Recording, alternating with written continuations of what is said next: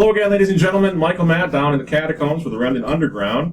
Rob, did you watch the debate last night? I did. And what did you think? Was it pretty good? Good times. Holy cow. Holy cow. That was something like I've never seen before. The poor man, in the first 15 minutes, he seemed to have let the cold and calculating Grandma Clinton get him up against the ropes, and it really kind of went down from there. I don't know quite what to say about that. It was an odd debate. As far as Trump is concerned, like Charles Krauthammer said, he went the distance. He went 90 minutes with somebody who's been doing this for 30 years and didn't completely lay an egg, I guess. So in that sense, I guess this could have been a lot worse. But, listen, as far as we're concerned at Remnant TV, Donald Trump is Donald Trump. We know what he is. He isn't Garcia Moreno. He's not some great Catholic statesman. His Christianity seems a little lukewarm. Definitely not a daily communicant. Maybe he's a deathbed convert. I don't know. But we're not really voting for this man or this MC, this placeholder, if you will, so much as we're voting for the constituency, for the movement that he represents, and for the team that evidently he'll put in place, which seems like it's going to be pretty solid. He's not an insufferable rhino. We've all had enough of that, which is why some really serious conservatives, such as Patrick Buchanan, such as the late Phyllis Schlafly, endorsed Donald Trump. So the way I see it personally is that Donald Trump really isn't the leader of this thing. He's an opportunist. He's a businessman, obviously, but he's an opportunist who saw a huge opening in this sort of national discontentment movement, that was spearheaded by the Tea Party and other organizations and groups that were really, really showing their fatigue with what's going on, tired of being lied to all the time. People really are rightfully fed up, and they're not going to take this anymore. And Trump saw this and kind of lent his voice to that discontentment.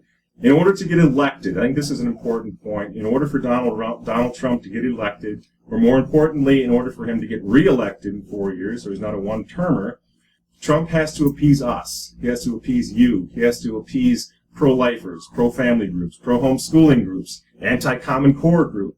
And that makes this interesting. Because what is Hillary Clinton? Who does she have to appease? The usual rats and rodents and vermin over at Planned Parenthood, NARAL, the homosexual lobby, Catholics for a Free Choice, and probably, at least arguably, the American Catholic bishops, the rest of the radical left. What we're voting for is a movement, in fact, much more so than just a man. I'm not that big of a fan of poor Donald Trump. Is he pro-life? I'm not sure. He says he is. And I'm not laughing at that. He says he's pro-life. Now think about that for a moment.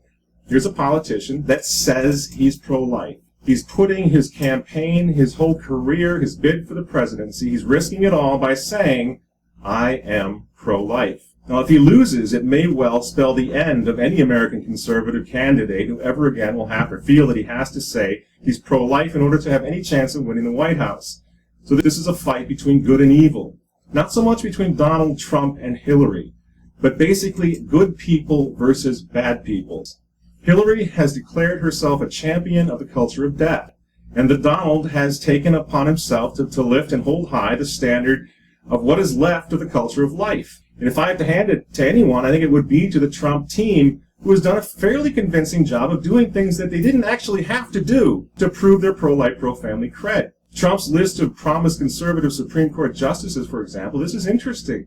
He has a list, and they're all constitutionalists, they're all conservative, they're all pro-life. And nobody has ever done that. Not the insufferable Mitt Romney, not John McCain, no George W. Bush, nobody. Trump has done it. So we have to look at that and not pretend like it's just the same old business as usual, because it isn't. His campaign managers are interesting. Kellyanne Conway is a practicing and proud practicing Catholic. She's spearheading this thing right now. Steve Bannon of Breitbart.com, for Pete's sakes. He's helping to spearhead this campaign and to lead it. He's a practicing Catholic. And now this latest thing where the Trump team has selected 33 practicing conservative Catholics to be advisors. And these advisors include the likes of Rick Santorum. Somebody like Rick Santorum didn't have to be picked.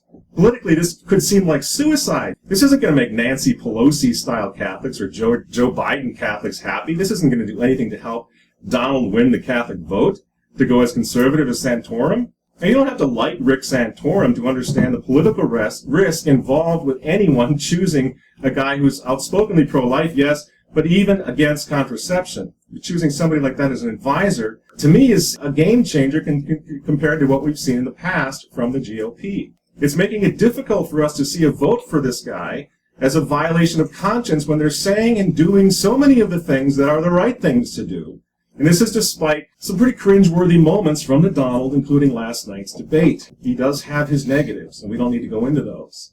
But still, the Trump team is doing interesting things. You don't believe Trump will make good on these promises. We keep hearing this. Okay, well, I'm not so sure if he's going to make good on these promises either. But what if he does make good on these promises? And if he doesn't, he's still going to be worlds better, and we're going to be way better off than anything that's going to happen to this country and to our family and to our children under the diabolical pontificate of Grandma Clinton. Like Donald Trump or not, trust Donald Trump or not, his campaign is championing right now pro-life America, limited government, economic conservatism, border control, doing something about the Islam threat. He's promised to shoot down the Johnson Amendment, which would make it possible for all of our priests from the pulpit to speak out against the rot that's happening in this country without worry of losing their tax-exempt status. That is huge. That is something that George W. Bush never talked about, or Mitt Romney or John McCain or anybody else. This is a little different. Trump has promised to defund Planned Parenthood. He's promised to defend the religious freedom of all of us, the same religious freedom that Hillary Clinton has promised to crush if she's elected. Is he actually going to do all of this? I don't know, and neither do you. But he says he's going to do it. Politically, he's taking a risk in favor of things that we very much believe in. He's running on pro-life statements because he obviously believes there are enough decent people in this country to make these statements politically viable. You think anybody in Europe has ever seen anything like what Donald Trump has been talking about with respect to pro-life, pro-family, pro-God? And so, no, absolutely not. And we got to find out if Trump is right. Do we have enough people who will take into account pro-life and pro-family politicians and make them winners? So it really isn't so much about Donald Trump. It's about the movements, about what's being said. It's about the core principles that we all believe in and we know have to be brought back to the fore if this country isn't just going to go down the toilet. So it's a big decision. There's a lot going on. By the way, next month, the argument of the month is going to be really getting right into this. And I wanted to just make a quick plug for our friends at the argument of the month. October 11th at the Church of St. Augustine's, where Remnant columnist Chris Ferrara will debate the former presidential candidate and U.S. ambassador under Ronald Reagan, the great Alan Keyes, on this very topic. You know, can a Catholic in good conscience vote for either one of these people? It's going to be a big night, and if you want to look at the Remnant website for more details, go right ahead and see if there's any way you can come out and join us. And until then, in conclusion, let's just keep our heads. I've got friends who are never Trumpers. They're good guys. They're smart guys. They're having a discussion. I've got a friend who runs, Catholics for Trump. And a lot of good arguments are going back and forth about whether or not faithful Catholics have a dog in this race. I happen to think that we do.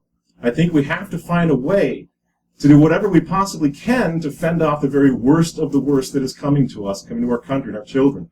Always mindful, of course, that no politician is ever going to solve this problem and rescue us from the certain chastisement that is coming if our nation and our communities do not turn back to Christ the King. That's a given.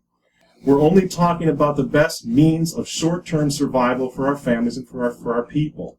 And that's a very important debate that we need to have and we need to consider carefully. So thanks very much for tuning in tonight. We'll see you next week down here in the Catacombs. And don't forget, Argument of the Month. Check out the details on that and join us if you can. I'm Michael Matt, and we'll see you next week.